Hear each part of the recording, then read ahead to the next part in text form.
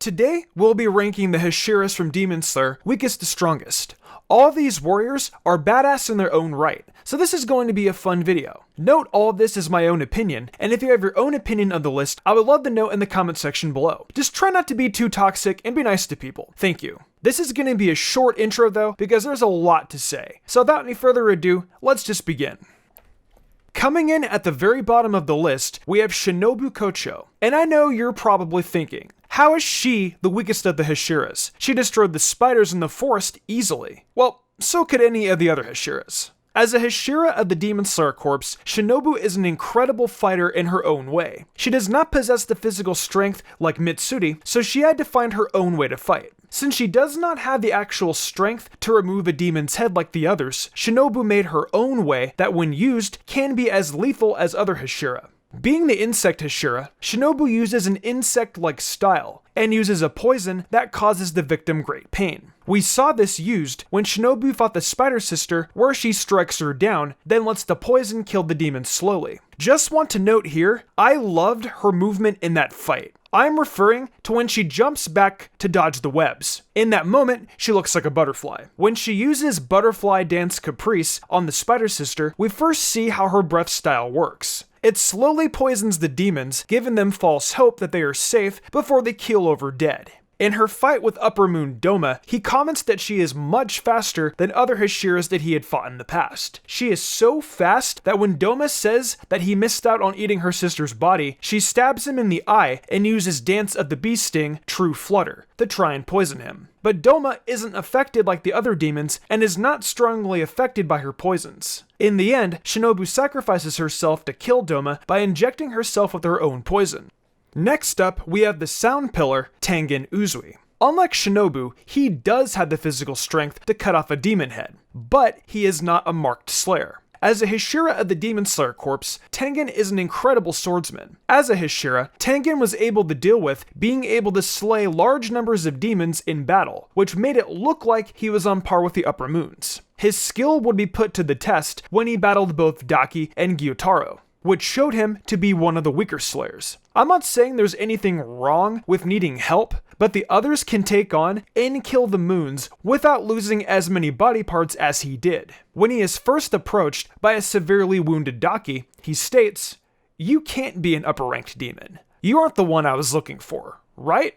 You're too weak." This does show he is a good judge of his enemy's strength, and shows an understanding of what he was meant to be looking for. He was shocked when Gyutaro came out of his sister's body and reattached her head, but he quickly showed his dedication to slaying the demons. It also stated that before Gyutaro, no demons survived a hit from Tengen. It also stated that before Gyutaro, no demons survived a hit from Tengen. We see the first form of sound breathing, Rora, during the battle, which is just a sonic boom. But what is more impressive is his fourth form, constant resounding slash. We see this used after Gyutaro uses his rounding slash of death attack where Tengen kicks away Tanjiro to save him. During the battle, he loses his hand and eye to Gyutaro, along with being poisoned by the demon. Tengen then uses his mouth to wield one of his swords as he continues to fight Gyutaro. The poison would have killed him if he was not saved by Nezuko from the poison in his body. Realizing his shortcomings after this battle, he retires from the Hashira knowing that they have more talented individuals than himself. If he was able to stand on his own during this fight, he would have been higher on this list. However, I do want to give some credit to his 3 amazing wives who jumped into the fight and helped to take down the demons. Next up, we have the fire pillar, Rengoku Kyojuro.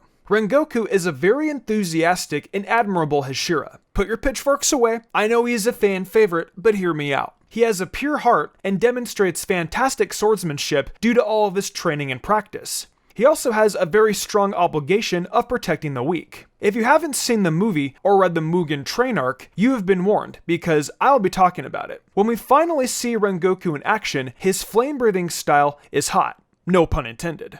We see his speed and strength when he uses flame-breathing first form, Unknowing Fire. This attack alone takes off a demon's head and launches Rengoku a train car ahead of where he started. In his fight against Akaza, Upper Moon 3, Rengoku pushes past the limits even the demon had for him. He catches Akaza off guard when he first unleashes Esoteric Guard, but this leads into his 9th form, Rengoku. This attack cuts through Akaza's arm and some of his body before erupting into a fire twister, but this left him open for Akaza's attack. In this moment, Akaza declares that Rengoku should have become a demon, because he was one of the strong and chosen few. In fact, he was so strong that he almost cut off Akaza's head and held him till the sun rose in the sky. That is saying a lot about how powerful of a foe that Rengoku is overall, but my issue putting him higher is he dies so early. If we were able to see him unlock a mark and seen his full potential, I would have placed him much higher on the list. In the next spot, we have the love pillar Mitsuri Kanroji. Mitsuri is a loving and caring individual towards anyone she meets, though I think we all know she's in love with Iguru Obanai. Regardless of her loving attitude though, unlike many of the other pillars, Mitsuri's style is very soft, along with her extremely thin sword that acts like a whip. In the fight with Upper Moon 4, Hantengu, we start to see her style of fighting and how her breathing style works. Mitsuri takes on one of the clones named Zohakuten, whose demon blood magic is wood manipulation. In this fight, we see Mitsuri use Love Pang, which cuts through a wooden snake monster that Zohakuten had created. Her speed in this fight is so extremely impressive where she can dodge several of the wooden snakes that he creates to try and end her. Her speed in this fight is also extremely impressive, where she can dodge several of the wooden snakes that he creates to try and end her. But when she goes for the killing blow, Zohakuten catches her off guard with maddening screech, which almost leads to her death due to how close she is to the demon when she is stunned. But she is saved by Tanjiro and Genya, which restored her fighting spirit. During the second half of this fight, her Demon Slayer mark manifested, and her endurance and strength increased. This even catches Zohakuten off guard when her speed is increased past what she had been before. Even though she has this power boost in the final battle against Muzan, she was the first to be injured and one of the first to die. We do get to see her sixth form, Cat-Legged Wings of Love, when she saves Gyu and Tanjiro, surprising them that she was still alive, but she really doesn't do much else in that final battle. In the number 5 spot, we have the water pillar, Gyu Tomioka. Gyu is our first introduction to the idea of the Hashira. Gyu states several times in the manga that he does not feel that he deserves the title of the water pillar because he didn't pass the final test in his eyes. But with how strong he is, I feel he deserves it. When they are first trapped in Muzan's castle, we see Gyu working together with Tanjiro. Tanjiro thinks about how amazing Gyu is as a slayer with his style. In his fight against Lower Moon 5, Rui, Gyu uses one of his own breathing creations, Dead Calm. We also see how when Rui goes to attack Gyu, his webs are cut off, not even touching the Hashira. In his fight against Akaza, Gyu does struggle, but at the same time, this feels like Akaza is giving it his all. With the fight with Rengoku, an argument can be made that Akaza was toying with the fire pillar. During this fight, after Akaza's head is cut off, Gyu throws his sword, piercing Akaza's head as the demon tries to reattach it. After the body starts to attack without a head, Gyu strikes at it with water-breathing fourth form, Striking Tide. He was able to stand up to Akaza before the demon decided he was done fighting and let himself die. He also kept up with the battle against Muzan and ended up one of the few Hashira to survive the battle itself.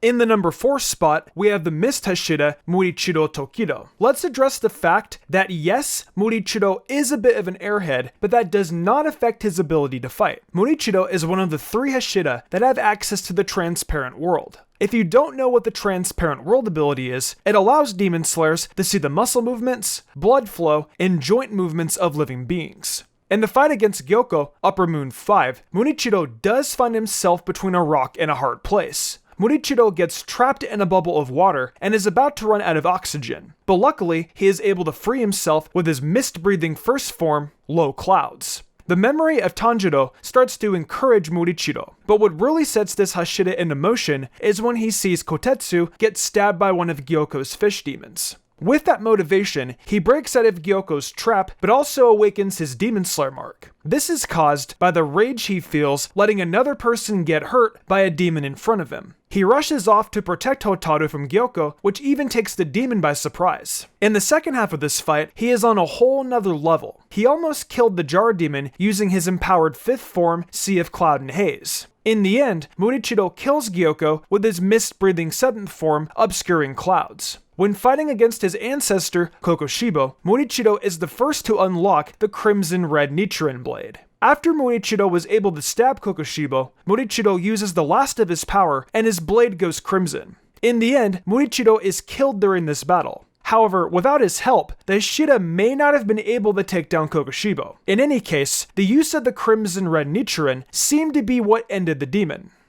Next up, we have the Serpent Pillar, Obanai Iguro. I know we don't see him in action a lot in this series, but he is another strong Hashira. Also, he is the second weakest Hashira, just ahead of Shinobu, but his other ability makes up for it. Iguro is another who can use the Transparent World, giving him an advantage over many of the other Demon Slayers. When the Hashira are first introduced to Tanjiro and Nezuko, Iguro demonstrates how powerful he is. When restraining Tanjiro, he temporarily takes Tanjiro's ability to use any style of breathing. Yes, it's an elbow to the back, but the power behind it is shown. It is also shown with his interaction with Tengen that he sees himself stronger than the Sound Hashira, which is true. In the early stages of the castle, we see Obanai use his fifth form, Slithering Serpent, taking out a group of demons chasing Iguro and Mitsuri. Iguro is also the last demon slayer to manifest his mark, which is impressive since he was able to keep up with the others who had their marks in the fight against Muzan. He could dodge Muzan's attacks without it, showing just how well trained he actually is.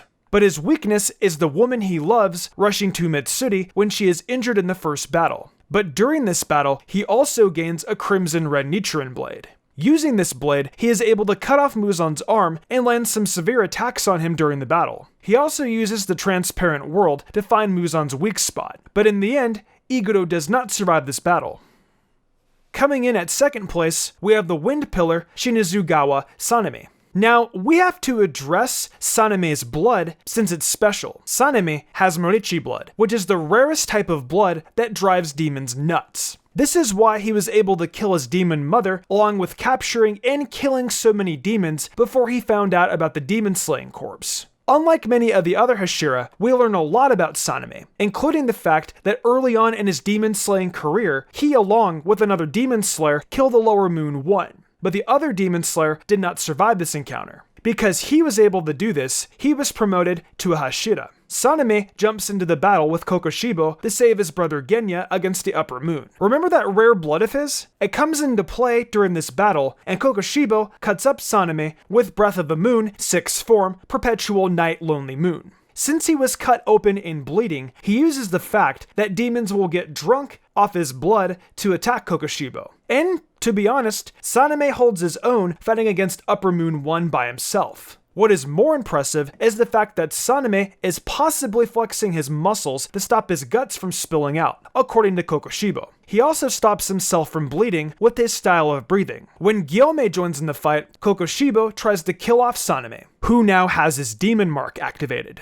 He is able to dodge and repel the attacks, but he does lose an ear. Now, at the end of this fight, Sanemi has pushed past his limits and is fighting unconsciously. Also in the fight with Muzan, he is able to piss off the Demon King after he cuts him in half and sets him on fire. But we have one more Hashira to cover. By process of elimination, the strongest Hashira is none other than the Stone Hashira Himejima Gyome. Just to start out, before he was a demon slayer, Gyome punched a demon in the head until sunrise. You heard me right. This kind, monk-like man punched a demon in the head until sunrise to save the only child he had left.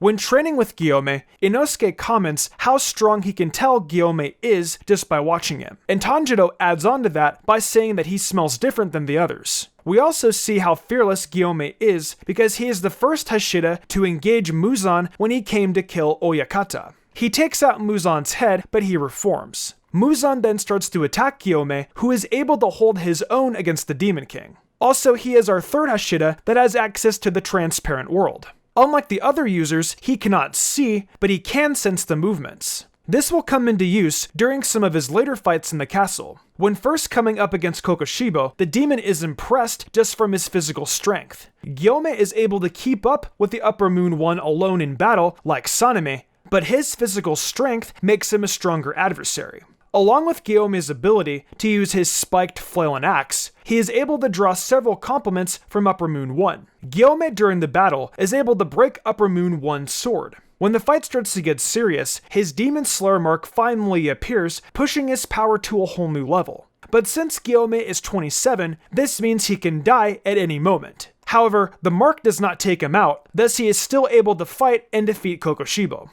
Well, those are my rankings of the Hashira. Let me know down below whether you agree or disagree. I know this comment section is going to be wild, and some of you may even kill me if I messed up on pronunciations. I learned that the hard way from the Bleach Captains video, which by the way, in the future, I'm actually considering redoing that one. But if you're new and enjoyed the content, be sure to leave a like and subscribe for more content like this. I definitely want to do more Demon Slayer content in the future as well, so be sure to let me know what kind of content you'd like me to delve into next. With that being said, I'm Mystic Sage, and I will see you next time for some more awesome Demon Slayer content and anime content.